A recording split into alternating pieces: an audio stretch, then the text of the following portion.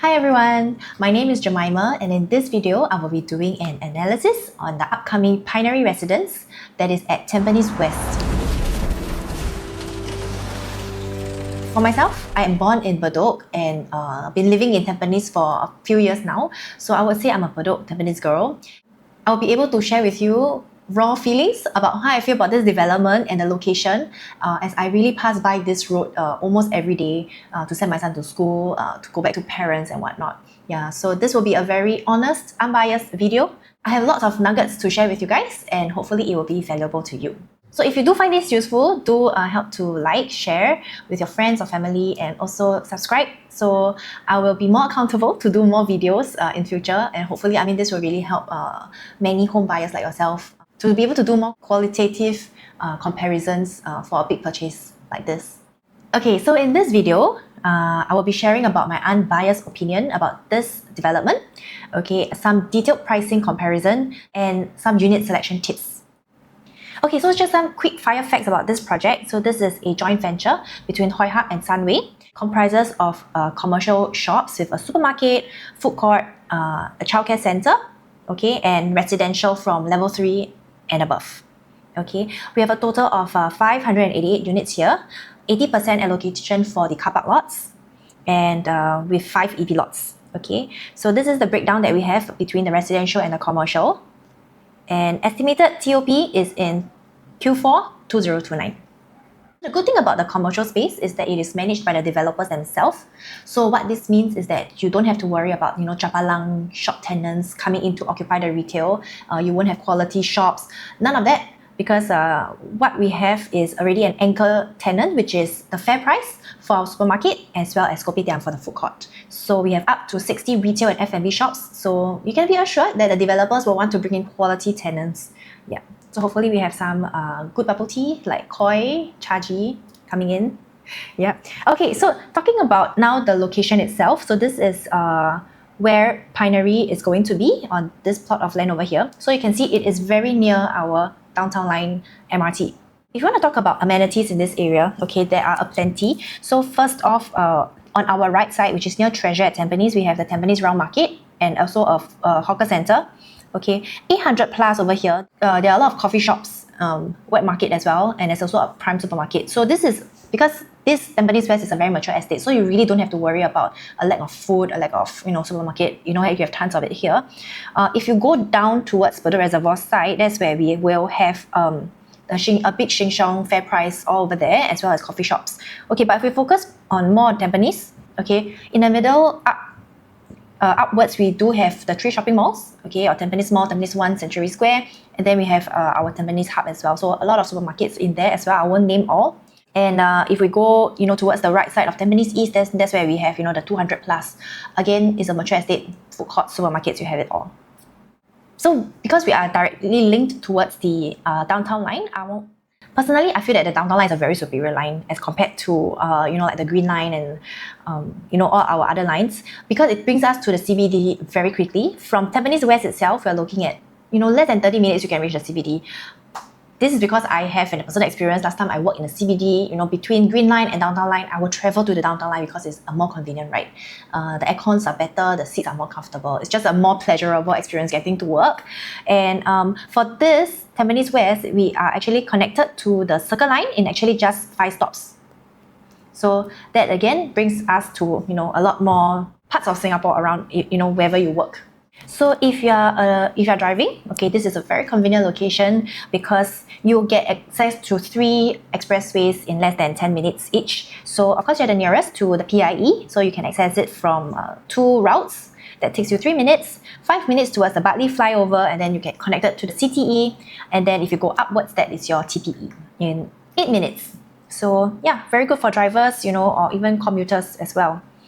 Okay, so now we zoom in more towards the project itself. Okay, so this is the site plan for Pinery, a total of 588 units. So there are a total of 6 blocks up to level 14. So because our residential starts from level 3, you're getting 12 levels of residential units.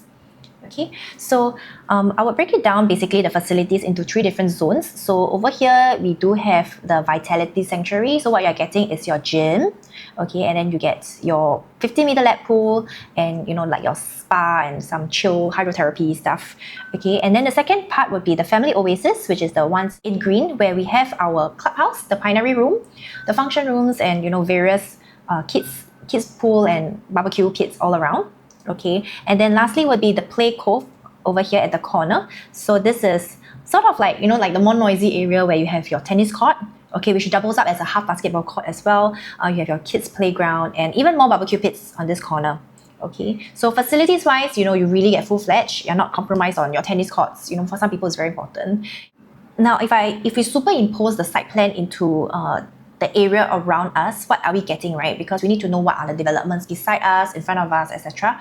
So Pinery, it is sitting at the cross junction of the Bedok Reservoir Road and Tampines Avenue 1.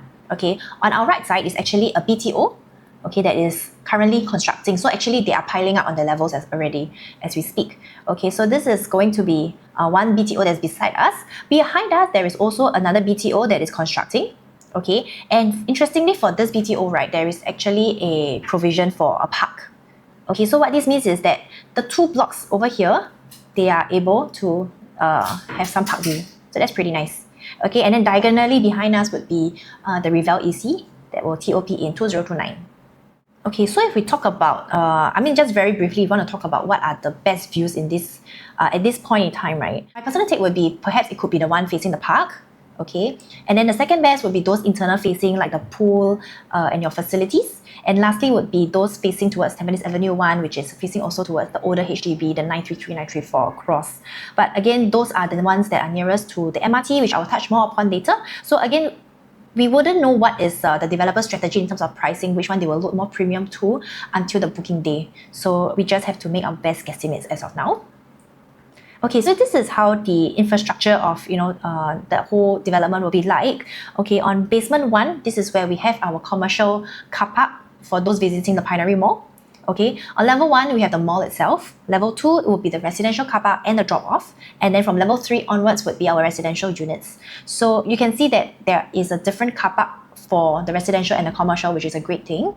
Okay, so now we zoom into the commercial segment because we want to know what's underneath each blocks and what can be easily accessible. So first key point that definitely we want to bring across is that from every blocks, okay, you are able to access level 1 of the mall. So that's really great convenience.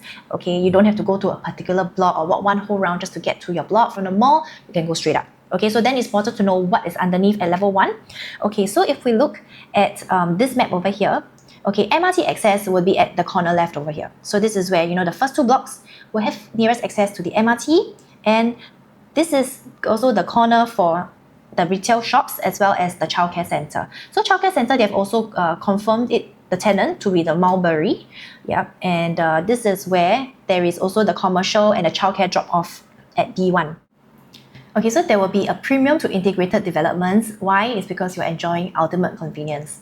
And you get to stay dry, meaning when you're heading out, you don't have to perspire or you're not being exposed to the weather elements. It's surprisingly very peaceful as well when you're actually staying above a mall. This is coming from a very personal experience where I've stayed in Watertown. Downstairs is a huge mall, but when you're up above at the residential, it's a whole different world. It is just very quiet. I don't hear any noise from the malls as well. So, I don't know how the developer is going to, really be able to encapsulate this as well in terms of the separation of noise.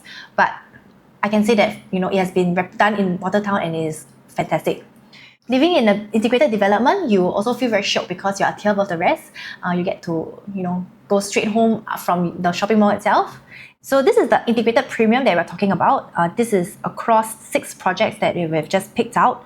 So we are looking at average 15 to 20%. Some of it we're even seeing a 30% and higher. But this is because they are comparing with older resale. So again, there is the age gap that is calculated in this. So averagely, I would say maybe 20% for an integrated development premium. However, there is a risk from developers' confidence because they know that this is a very high demand product where a lot of Singaporeans will want convenience to MRTs and the mall. And as a result, it can lead to higher pricing by the developer on launch day. So expounding a little bit more about the risk of integrated developments is taking this tool, for example. Watertown is the one that I've been talking about, the one that is above the mall, and Treasure Trove is just diagonally across the street. So you can see that Treasure Trove actually made more money over a period of 15 years. And this also is seen in Riverfront and Sengkang Grand, where Sengkang Grand is the one that is integrated. Yeah, so this is just something that you need to be careful about and also aware of the slightly premium price that you're paying for.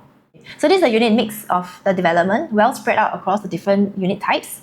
Maintenance fee is capped at 459 up to the 3-bedroom plus study and 510 for the bigger units. So for now, we have the guide price, which is the starting prices for some of the units. And here we are putting out the metrics for the estimated pricing if it was at 2004, 2005, 2006, 2007. We would take a 2005 per square feet for comparison because this is where I feel is the more reasonable price PSF to be looking at for this project. Okay, so I just want to point out this pricing risk from Rivelle EC that is just diagonally behind us. So this is based off the 3, 4 and 5 bedrooms because Rivelle doesn't have any 2-bedders. So what we can see here is that for a similar size unit, for example the 3-bedder, we are looking at a 489,000 gap. So ECs will definitely be cheaper, and in fact Rivelle floor plans are superior because they are designed to, around families. Okay, and it's undeniable that the ECs are going to be more profitable, but this EC product is only for privileged people who can buy, and it comes with restrictions such as the income ceiling, the nationality, etc. And again, because ECs have to fulfill the MOP period, so you're looking at the 3 years construction plus another 5 years MOP, only 8 to 9 years later, the EC units being up on the market. And for ECs, it requires a larger cash down payment and as well as loan restriction as it follows the MSR instead of TDSR. There is a restriction on property ownership in MOP period where you can't do 2 private purchases, and of course the Rivelle is not integrated. So again, I feel that Pinery is a whole different product as compared to Rivelle EC. We should not be comparing it side by side because it's not exactly the same product. So in fact, for more fair comparison, we should look towards other integrated developments. Okay, so in this part of analysis, we have done a standardized PSF comparison, which adjusts the property prices to a common baseline. So in this bucket, we have picked out some integrated developments in Singapore. Okay, we have done the linear gross up to 99 years, the harmonization for some of the projects, and what we can see is the average is hovering about 2004, even some up to 2006. And if we look at Treasure at Tampines, which is beside Pinery, if we do the same thing, including the 20% integrated premium, which is in blue, we're actually looking at average of about close to 2005. Same thing for the Avenue 10, okay, we can see that it falls below the 2005 average, but that is understandable because it is further away from the MRT. And for the Bedok Reservoir, we are looking at an average of about 2005 as well. So what we can see from here is actually 2005 for Pinery is actually a very reasonable pricing. If we look at the upcoming land prices at Bedok Rise, it was actually sold at 1,330 PSF PPR. Just for perspective, Pinery was actually sold at 1004 PSF. If you know the area, this is one where there is less amenities. Although we want to point out that this Tanah Merah station in future will be an interchange for the Thomson East Coast Line. Maybe 3 reasons I can share why we think this is being sold at this price is because developers are now very bullish about property prices in general. They have also understood the impact of the GFA harmonization. So that's where we also see 10 bidders coming in to bid for this land. And also because now we're in a very low interest rate environment, so they're also taking advantage of this to build up their inventory. Okay, so what we have pulled out here is the price analysis amongst another 2 more integrated developments within the same area, Parktown as well as Pasir 8. So one thing we can definitely see is that comparing between the 3, Pinery does have the smaller sizes, small compact sizes, and so in terms of quantum, it is of course lesser as well. So now we'll compare the floor plans for each unit types and to see what really are the main differences between the 3 and how it really compares. So for Pinery and Parktown, we are looking at a dumbbell layout for their 2-bed, 2-bath. Okay, Parktown comes with an enclosable kitchen, which Pinery does not have. And for Pasir 8, comes in a very nice traditional layout where we have the enclosable kitchen with windows as well as in the bathrooms. So if we look at the pricing wise, Pinery, as we're averaging at about 2,500 PSF, the quantum will come up to 1.56 thereabouts. And in Parktown, what we're looking at is already transacting 1.71 to 1.73 in the past 1 year. So what this means is that there is a 150k price gap for a enclosable kitchen, which in my case, as if I'm an investor, I would perhaps go for 150k less in a more superior location at Pinery. For the 2+ study, we're looking at a dumbbell layout across the 3 projects. At Pinery, one thing to note is that the common bedroom sizes are smaller at 8.4 square meters. An average of 2,500 PSF, we're looking at quantum of 1.75.